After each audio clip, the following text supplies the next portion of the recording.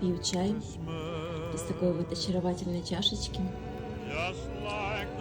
Провожу вечер возле потрясающего камина. Обратите внимание, какая красивая гравировка. Знаете, я ощущаю себя героиней какого-то суперромантического фильма. Главное, чтобы не остросюжетного, да, триллера.